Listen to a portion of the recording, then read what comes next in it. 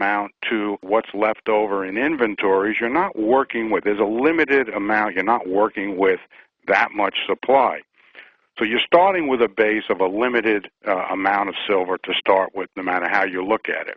Next thing you look at is that we got this phenomenal investment demand that has kicked in starting about 4 years ago.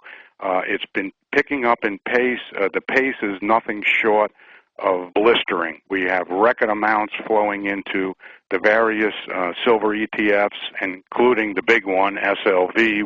We're up to almost 300 million ounces. They've crossed the 297 million ounce mark this week, which from zero less than 3.5 years ago. It's just a stupendous amount of silver in comparison with how much limited supply we really have. That's perhaps on the institutional level. On the retail level, we're running also at a blistering pace. The U.S. Mint, for instance, has produced so much Silver Eagles, produced and sold so many Silver Eagles this year, along with their commemoratives. Unless they run out in this last month, they should come close to 30 million ounces of Silver Eagles and silver commemorative coins produced and sold this year, and that's at least 3 times more than the average rate over the last 10 years or so. So we've got this limited amount of supply, we got this tremendous and documented investment demand that's coming in, and it doesn't stop there. We also have, whether you want to believe, okay, in my manipulation premise,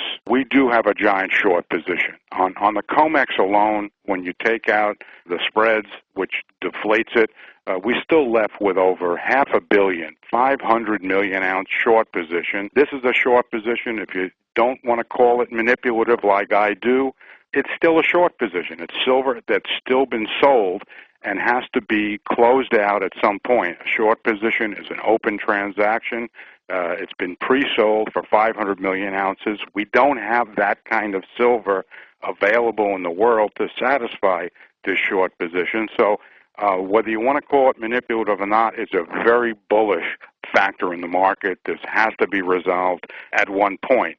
Well, Ted, this week I do want to break in here just for a minute because the U.S. Mint has suspended sales of most American Eagle coins. On the silver side for 2010, I think they're suspended indefinitely, and I think on the gold side they've suspended those as well. So people are going to have to go elsewhere for their gold and silver coins. What did you make of that?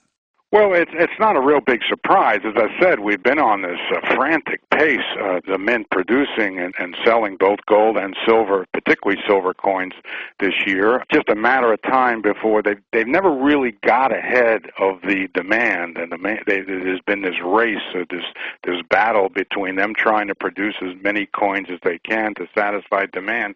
It looks like they just kind of hit a bottleneck right here. I don't see any limitation on the demand side. Any limitation in these coinages is on the supply side, and I think that's going to continue indefinitely. The surprising thing is that there's so few people, the percent of investors who are aware of the silver and gold, but particularly the silver situation, is so small. The percent of the investing public in silver is so small that it's remarkable when you think that they're running into these bottlenecks and running out of supply with the very small percentage of investors that are actually involved in the silver market. I shudder to think that if this becomes more widespread, there's no way that the Mint or any other retail or institutional supplier of silver is going to be able to have sufficient supplies for the demand that could come in if and when people start to realize what a bargain silver is.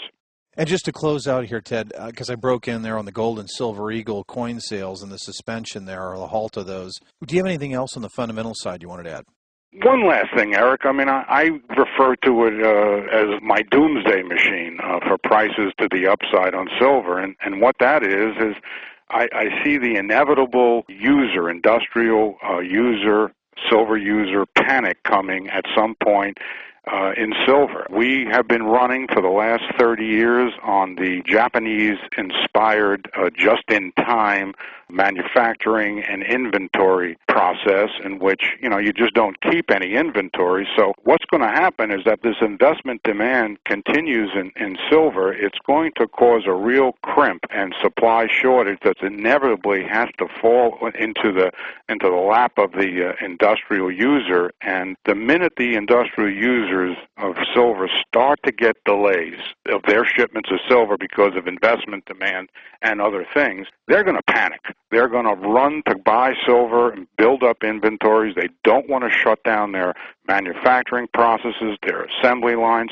They need this silver to keep their production going. When they're threatened with not getting that silver on a timely basis, they're going to panic and buy more silver than they need to keep their assembly line, to guarantee them that they'll keep their assembly lines open. The force of these industrial users coming into the market to buy physical silver to ensure their own continued production is going to blast silver through the roof. There's just not going to, it's going to get more shortages.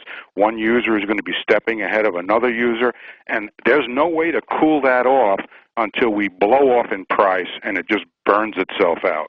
Well, those are all very bullish factors for silver. As usual, on your interview page, we'll have a link straight to your newsletter. So anybody who's interested in that, just go to Ted's interview page and you can find the information right there. Ted, thank you so much for joining us. Thanks, Eric. Have a good weekend.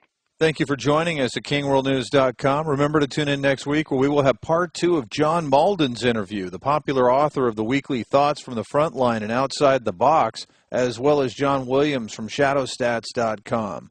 Also remember to go each week to our Gold Plus page for the exclusive interview with Ted Butler.